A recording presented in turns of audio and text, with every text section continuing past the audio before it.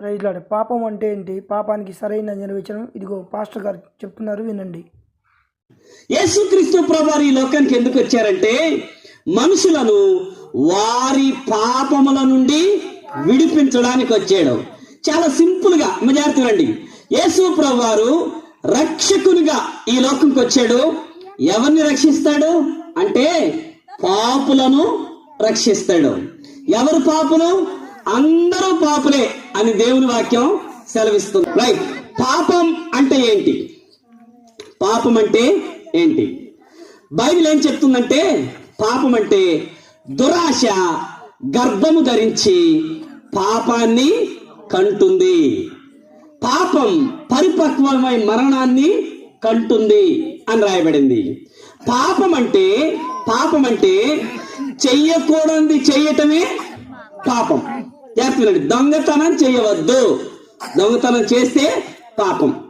అబద్ధం ఆడవద్దు, అబద్ధం ఆడితే పాపం. ఇతరుల మీద కొట్లాటలకు వెళ్ళకూడదు, అలా కొట్లాటలకు వెళ్తే పాపం. వ్యభిచరింపవద్దు, వ్యభిచరిస్తే పాపం.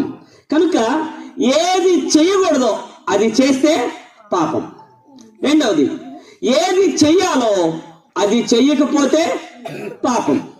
చెయ్యాల్సిన దాన్ని చెయ్యకపోతే పాపం. భాగస్వామిని ప్రేమించాలి, భార్యను ప్రేమించాలి, భర్త మాట వినాలి, అది సిస్టమ్. నేను నా భార్యను తప్ప అందరిని ప్రేమిస్తానండి, పాపం. ఎవరు మాటైనా వింటారు కానీ మా ఆయన మాట మాత్రం వినండి, పాపం. అర్థమైంది లేదు? నువ్వు ఏది చెయ్యాలి అది చెయ్యకపోతే పాపం. పాపం అంటే చెయ్యాల్సింది చెయ్యకపోవడం పాపం, చెయ్యకూడదు చేస్తే పాపం. మీకు ఇంకో మాట చెప్పాలి సులభంగా. సృష్టికర్త అయిన దేవుణ్ణి బాధ పెట్టేది ఏదో అదే పాపం. నువ్వు దేవుణ్ణి బాధ పెట్టే పని ఏది చేస్తావు, దేవుణ్ణి బాధ పెట్టే పని నువ్వేది చేస్తావో అదే పాపం. దేవునికి వ్యతిరేకమైన ప్రతిదీ పాపం. దేవునికి వ్యతిరేకమైనది మనం చేసినప్పుడు అదే పాపం. మనకెట్లా తెలుస్తుంది? దేవునికి వ్యతిరేకమైనది మనం చేసామని మనకెట్లా తెలుస్తుంది? ఎప్పుడైనా జాగ్రత్త వినండి. ఒక మనిషి పాపము చేసినప్పుడు, చెయ్యకూడదు చేసినప్పుడు, పాపం చేసినప్పుడు వెంటనే అతని హృదయంలో ఒక అలారం మోగుద్ది.